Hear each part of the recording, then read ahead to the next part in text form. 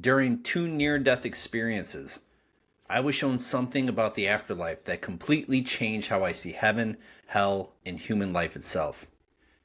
And if what I experienced is true, it has huge implications for how we should live right now. Hello and welcome. I'm Dr. Travis, and today I want to talk with you about heaven, hell, and what my own near-death experiences taught me about what may happen to us after we die. Across many religions and spiritual traditions, there is a surprisingly common idea that after death, we must confront our actions, that we review our life and face some form of moral accountability. The details vary widely, but the theme appears again and again across cultures. For example, most traditions in Christianity teach that after death, people face divine judgment based on their faith and actions. Some are believed to enter heaven, others hell, and in some traditions, a temporary realm called purgatory, where the soul undergoes purification before moving on. In Islam, there's also a strong emphasis on personal accountability. Every action, good or bad, is revealed, and each person is judged accordingly. In Jewish mystical traditions, like Kabbalah, the soul becomes fully aware of every action it took during life and understands how those actions affected others. In Hindu traditions, moral accountability is connected to karma and reincarnation. Instead of one final judgment, our actions influence the circumstances of our next rebirth in an ongoing cycle of existence. Buddhism does not emphasize a creator deity judging souls, but it still teaches moral cause and effect through karma.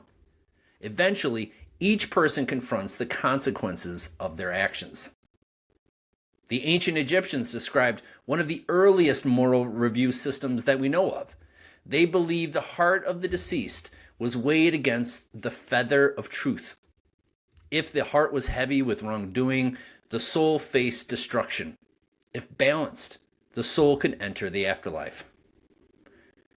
And in Zoroastrianism, one of the world's oldest monotheistic religions, it teaches that a person's fate after death is determined by their good thoughts, good words, and good deeds. Across cultures and across time, one theme keeps appearing. After death, there is some form of life review. During this life review, people describe becoming aware of their entire life and the impact their actions had on others.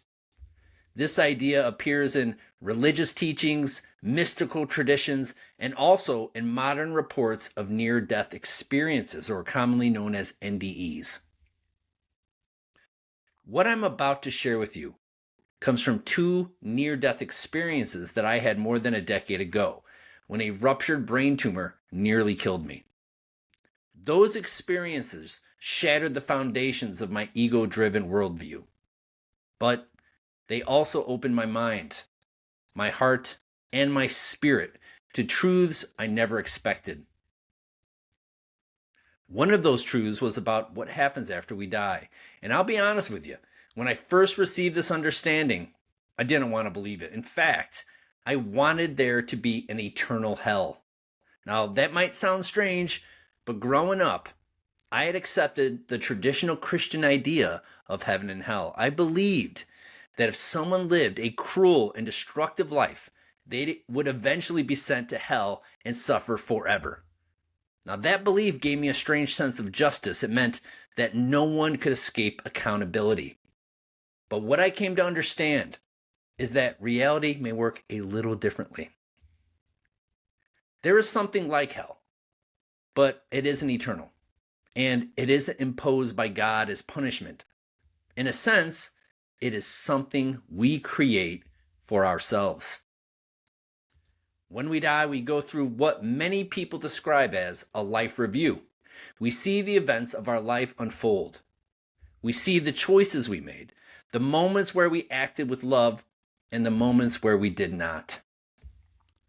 This part of the life review is widely described in both religious teachings and near-death experience accounts. But there is another layer that is talked about much less. During the life review, we don't only see our life, we feel it. We experience the impact our actions had on others. Every time we hurt someone, we feel their emotions. We feel their pain. When we cause suffering, we experience that suffering from their perspective. Not just in the moment it happened, but also every time the memory of that event continued to cause them pain afterward. And we even experience how our actions affected the people who loved them. In other words, we come to understand the full ripple effect of what we did during our time on earth. And we don't return to that ocean of unconditional love, what some call God, heaven, source, or the universe, until we fully experienced the impact of our lives. But here is the other side of that truth. Every act of kindness also returns to us. Every moment we made someone feel loved, every time we helped someone, every time we comforted, protected, supported, or inspired another person, we feel that love too. We experience the good we created in the world. In that sense, it's like receiving pieces of heaven that we helped create during our life. When people ask me about my near-death experiences, I sometimes describe it this way.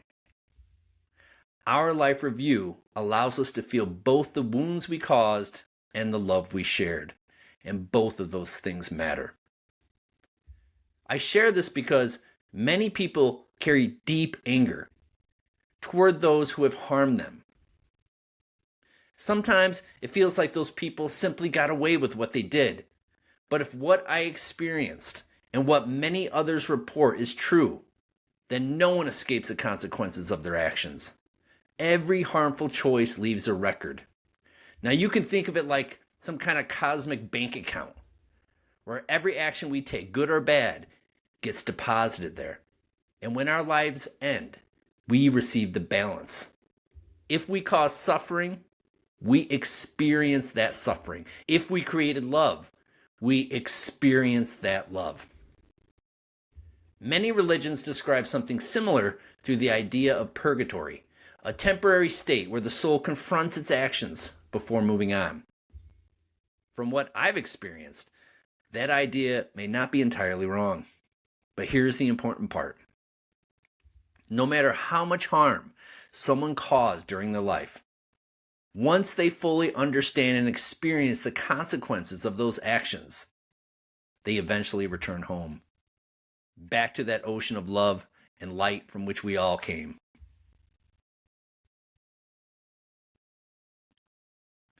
And even if you don't believe a single word that I've just said, I invite you to consider this. Think about these questions, right? What if it were true? Would you live differently if you knew that every act of kindness would return to you? Would you choose compassion more often if you knew you would one day experience the impact of your actions from the other person's perspective? This awareness has profoundly changed how I live my life. And I hope it inspires you to live yours with a little bit more compassion, a little more understanding, and a little more love. Because the truth is, being human isn't easy. Life can be painful. It can be confusing. Sometimes it can feel unbearably heavy. But it can also be beautiful beyond words. Please remember this. You are loved, you are worthy, and you are enough. And the life you hold in your hands is an incredible gift. You are the author of your story. You are the architect of your life.